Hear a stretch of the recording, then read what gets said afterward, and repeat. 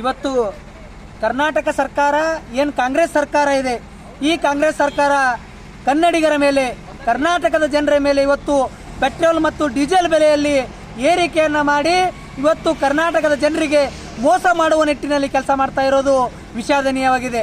ಯಾಕಂದರೆ ಇವತ್ತು ಕರ್ನಾಟಕದ ಜನರು ಇವತ್ತು ಅತಿವೃಷ್ಟಿ ಮತ್ತು ಅನಾವೃಷ್ಟಿಯಿಂದ ಈಗಾಗಲೇ ಬಳಲ್ತಾ ಇದ್ದಾರೆ. ಆದರೆ ಇದರ ಮಧ್ಯದಲ್ಲಿ ಇವತ್ತು ದ್ವೇಷ ರಾಜಕಾರಣ ಮಾಡಲಿಕ್ಕೆ ಇವತ್ತು ಈ ಕಾಂಗ್ರೆಸ್ ಸರ್ಕಾರದವರು ನಮ್ಮ ಕರ್ನಾಟಕದಲ್ಲಿ ಬರೀ 9 ಸೀಟ್ಗಳು ಬಂದಿದ್ದಾವೆ ಅನ್ನುವ ಒಂದೇ ಒಂದು ದುರುದ್ದೇಶದಿಂದ ಇವತ್ತು ಈ ಪೆಟ್ರೋಲಲ್ಲಿ ಮತ್ತು ಡೀಸೆಲಲ್ಲಿ ₹3 ಮತ್ತು ₹3.50 ಏನು ಇವತ್ತು ರೇಟನ್ನು ಇನ್ಕ್ರೀಸ್ ಮಾಡಿದಾರ, ಇದು ತುಂಬ ಕನ್ನಡಿಗರಿಗೆ ನೋವಿನ ಸಂಗತಿಯಾಗಿದೆ.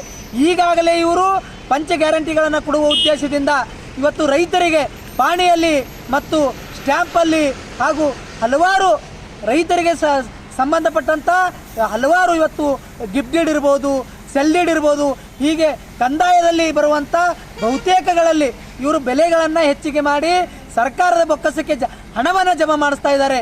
ಇದರ ಮಧ್ಯದಲ್ಲಿ ಈಗಾಗಲೇ ಉದ್ಯೋಗ ಇಲ್ಲದೇ ಇಲ್ಲಿ ಯುವಕರು ಬಹಳಷ್ಟು ಸಮಸ್ಯೆಯಲ್ಲಿ ಬಡಿದಾಡುತ್ತಿರುವುದರಿಂದ ಮತ್ತೆ ಕೂಡ ಇವತ್ತು ₹3 ಮತ್ತು ₹3.50 ಇವತ್ತು ಈ ತೈಲಗಳ ಮೇಲೆ ಏನು ಬೆಲೆ ಏರಿಕೆ ಮಾಡಿದಾರ, ಇವರಿಗೆ ನಾಚಿಕೆ ಆಗಬೇಕು.